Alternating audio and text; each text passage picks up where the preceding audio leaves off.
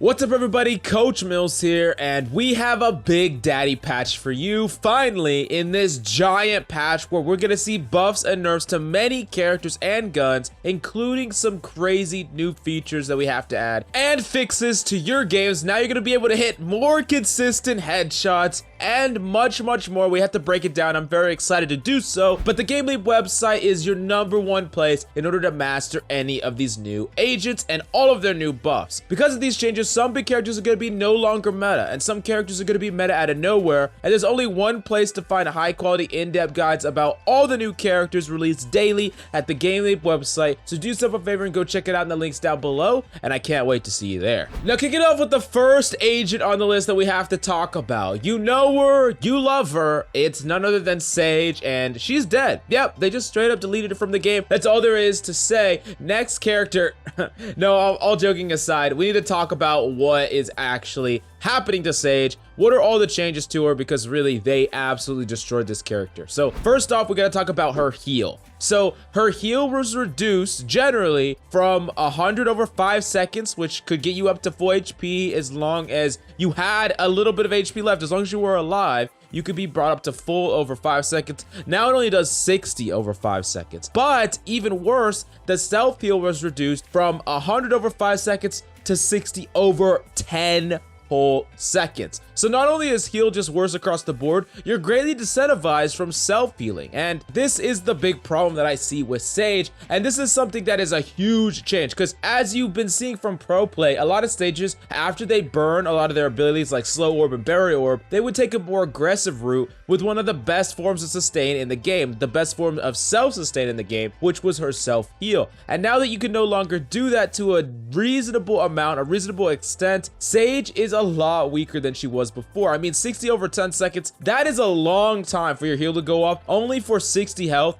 You might not be doing that often. And then we gotta talk about the other changes on top of this, because this is already a huge change that could have affected her pick rate greatly, but they also reduced the size of slow orb by 30%. You heard me right, 30%. So realistically, unless you're very accurate with slow orb, it might not even block off an entire choke like you want it to. This is a pretty big change to slow orb, just makes it overall weaker. And as an icing on the cake, just as salt in your wound, all the Sage players, barrier orb now does cost less from 400 to 300, which is nice, but the fortifying barrier wall forms at 400 HP, and then after a 3-second delay, the wall will become 800 HP. So at the beginning, when you try to wall defensively or whatever, when someone comes in and you wall, you know the way that everyone uses barrier orb, because they don't want to pop it for free right away. They wait for enemies to push it and then they wall. Now it's going to be able to be destroyed so easily. So that means less time for enemies to bait it out in default. That means less effective capability at stalling. And then you just tack on the fact that the size of her slow orb is reduced and the healing and self-heal is super nerfed. I mean, they killed this girl. This is absolutely crazy. But if you want to see where she's going to place in the new meta, definitely smash that like and subscribe, and look out for our new agent tier list that's going to be coming to you soon, where we're going to be breaking down all the changes and where each character now fits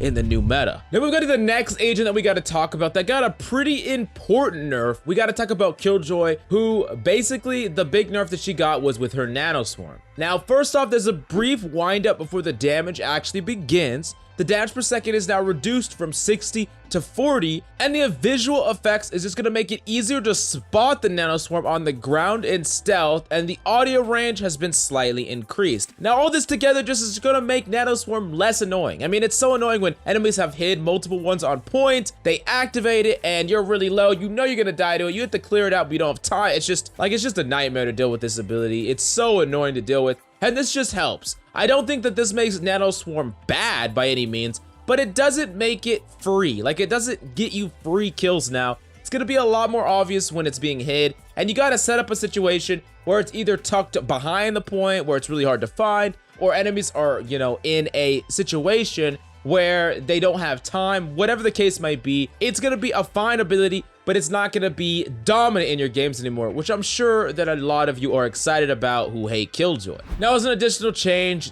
the turret is no longer revealed by Sova's recon bolt, and it more effectively shoots enemies at last known locations, which probably means that when you peek at angle, it's gonna look at that angle and stay on that angle, and then when you peek it again, it's gonna fire at you much more quickly. And the fact that it no longer gets revealed by Sova's recon bolt, that is a little bit strange, but I also did think it was strange that Sova's recon bolt would say found you, and it would say, like, it would show the turret, which would be like kind of misleading in a way. I'm not entirely sure why this change went through, but I guess the idea is that the Sova recon bolt only detects people, but just seems like a strange change to me. Now, moving on to the next change, we got to talk about one of the lowest characters on our tier list and the lowest character pick rate out of all pro games is Viper, but she got some pretty sizable buffs here, so let's break it all down. So first off, her toxic screen can now be placed during the buy rounds through the spawn barriers, and when activated,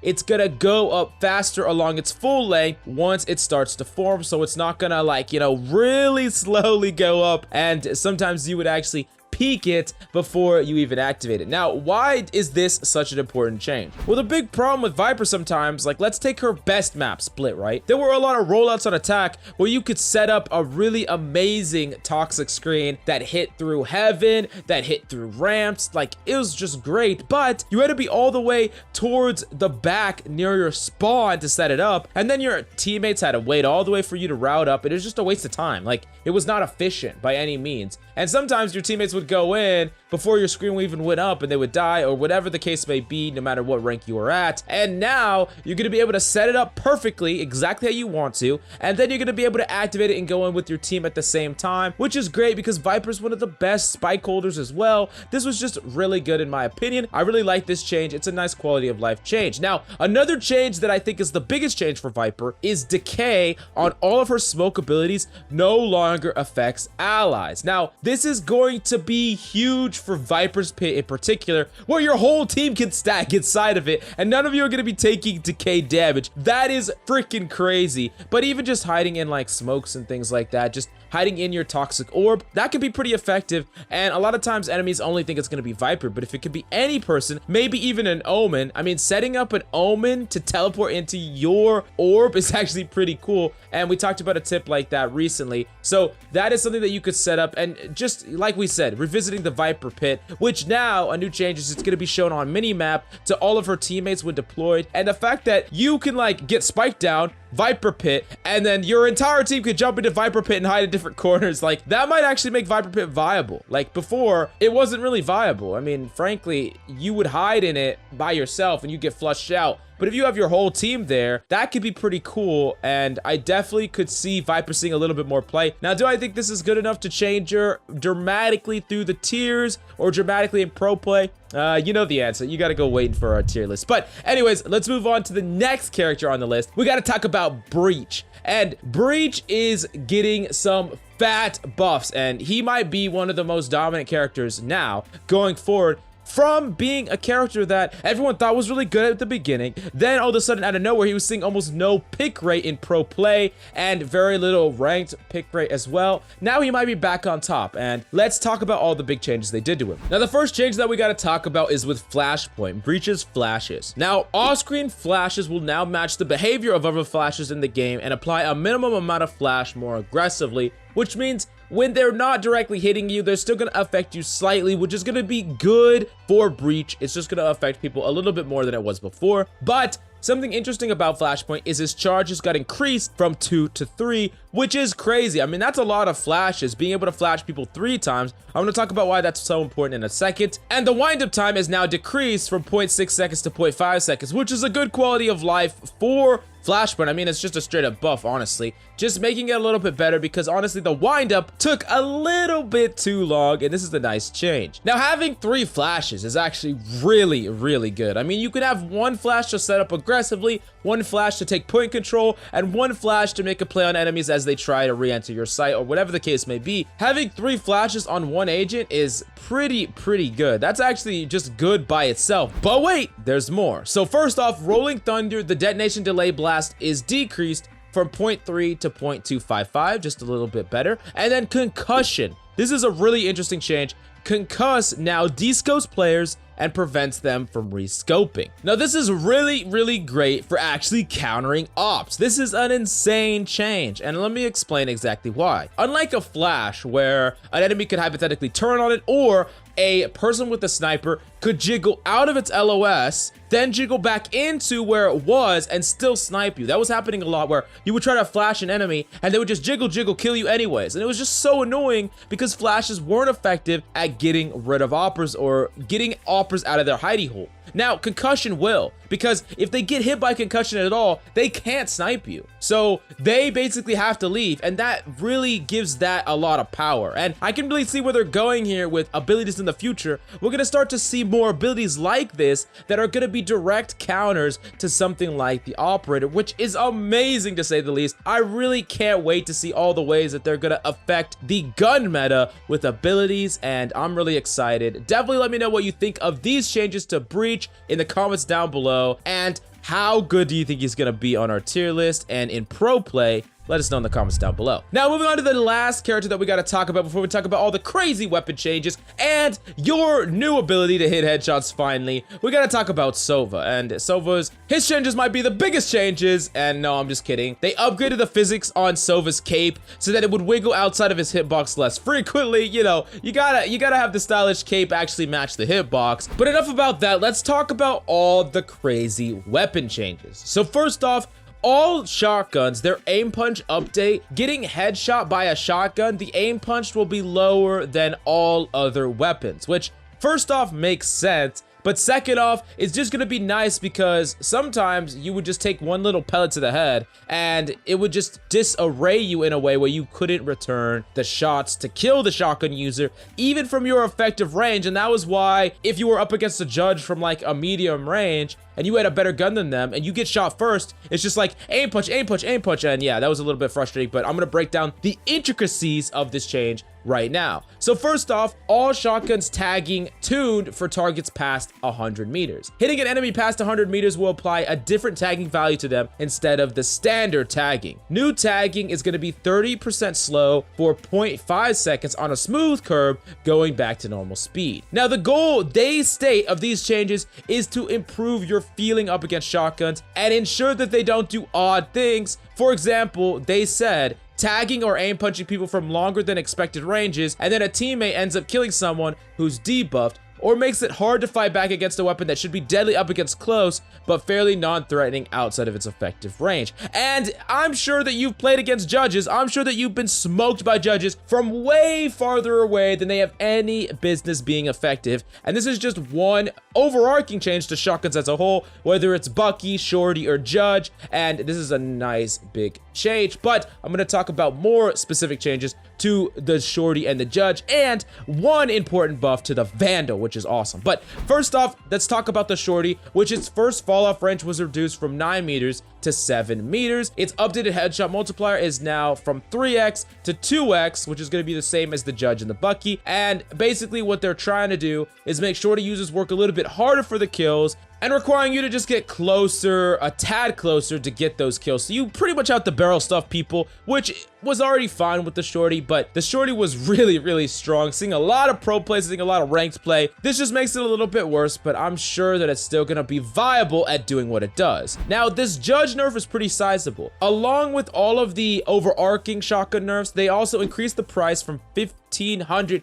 to 1,600, which is just going to make the Judge a little bit less desirable. It's going to be less of a weapon that you're going to be able to buy and hope that enemies route to you on defense or whatever the case may be. And you might have to be thinking about buying some other guns at this price point, namely the Spectre or even the Ares, depending on what character you are. The Judge is going to be a little bit harder to buy, and of course it's going to be nerfed, so maybe it's going to see less pick rate, which is probably going to be good. I think it should be a niche weapon. I definitely don't think a Judge should be one of the best weapons in the game for ranked play. Now, lastly, we got to talk about the Vandal buff, and this is a really big one because if you see the recent Flashpoint tournament, the 50k Flashpoint tournament, the Vandal saw something like a less than 10% pick rate compared to the Phantom. Now, some psychopaths like Tens would still be rocking the Vandal from time to time, but for the majority of people, the Phantom is better at pro play, and it's true the same way in ranked play. Now, in my personal opinion, what they should do with the Vandal is actually increase its first shot accuracy, but they want to make sure that there's a reason to buy the Guardian, which to me doesn't make sense because no one's buying the Guardian anyways, but I get where they're coming from. But they decided to actually buff the Vandal in other ways to still make it better, to still make it maybe more played in the meta. The first thing is they're increasing that fire rate from 9.25 to 9.75, which is of course gonna up its damage. And then they also upped its damage from 39 to 40. So it's gonna have more fire rate, which means more damage, and more damage, which means more damage. But this is just gonna buff it slightly. And do I think that this is gonna make it better than the Phantom? I don't know. But this does look very, very targeted at making it more in line with the Phantom, because ideally you would have a 50-50, right? Some characters use the Vandal, some characters that are trying to be more stealthy or trying to get into smokes or be more aggressive, characters like Phoenix or Reyna or whatever, they would use the Phantom because they're going to be fighting at closer ranges. And then characters that are sensitive characters taking longer duels, doesn't really matter if they give away their position when the fight's already started, they would be rocking the Vandal. That makes the most sense to me, and maybe this brings it more online. I mean, I don't think this makes the Vandal far and away better, but we're going to have to wait and see after a couple of pro matches go by exactly what this change does to our weapons tier list and the weapon meta as a whole. Now, before we talk about the insane VFX headshot changes that are really gonna make it more clear when you're shooting headshots, we gotta talk about one really small thing where you're gonna be able to remake matches. So all you have to do is, if someone DCs right off the bat and it's a 4v5 lopsided game, you can type /remake, and this will basically put you in a completely new game. So it's gonna end that game and it's gonna instantly requeue for a next one. Now, on top of that, everyone who actually did the remake is not gonna suffer any penalties. This is a really cool change because we all have had those games where someone DC'd right off the bat or left or whatever the case may be, and we know you're gonna eat a fat King Kong decrease. So now it's just gonna be better in general. This is a nice quality of life change, and I definitely like to see it. Now, the last thing we got to talk about is the VFX update, which they talk about how they already talked about hit registration in a previous article, which we already covered on this channel. But what they are saying before what happened is you would get a headshot, right? And then an enemy would crouch and it would register, unfortunately, as you hitting them in the head, but it wasn't really true because things weren't really lining up the way that they wanted it to because of how your shot was first registered and how the server connected it. So basically, a lot of your headshots might have not been hitting, or maybe you're hitting body shots that look like headshots, or whatever the case might be. It was just a VFX problem that was happening over and over again. Now, in order to fix this, instead of shooting someone like in the head, for example, and no matter where that character moved, the actual registration would show you right there where their head was, no matter where they moved after the fact. Now, it will be attached to their body. And what I mean by that is, if you shoot someone in the head, if they crouch, the VFX confirms will now spawn at the location of that head no matter where it moves, which is going to just be more clear. But in order for you to be able to compensate your own fire, a small spark VFX now spawns immediately at the game space location of the hit. So, for example, what would happen is if someone's standing up and you headshot them, it's going to have a VFX confirm there and a small sparks VFX right at the spot. But the small VFX is going to move with wherever that person's head moves. So, all in all, what this is just going to create is it's going to be more clear when you're hitting headshots as opposed to enemies moving. You're going to be able to alter your aim, and it's going to be more consistent. You hitting the headshots, you're gonna see it more consistently, and this is just better for all of us. And I'm guessing that what all of these changes are gonna do is it's gonna create much more clarity in what headshots we're hitting, what headshots we're missing. Did an enemy move during a headshot, or whatever the case may be? It's not gonna register as a headshot or register as no hit when you know it was a hit. Whatever that happened, that's not gonna happen as much anymore or at all, and I think this is a really great change. Now, that being said, however, regardless of what this change says, it doesn't mean it will actually play out for us no matter what our ping is or our experience or whatever. So after you play this new patch, definitely let us know in the comments down below or in the GameLeap Discord, how has this patch affected you? Are all the problems fixed? Or is it still something that Riot needs to address? Because whatever the case may be, we either gotta thank Riot or we gotta have them resolve these headshot issues. But the GameLeap website is your #1 place in order to improve with all the weapons, nerfs, and agent buffs and nerfs. You definitely have to improve targeted things in the new meta. do yourself a favor and go check out the GameLeap website where we have in-depth tips and tricks, advanced videos, and much, much more. Don't miss out on this insane opportunity to become a top-tier player in the links down below. But that's all I got for you today. Thanks so much for coming by. I'm Coach Mills, and of course, until next time,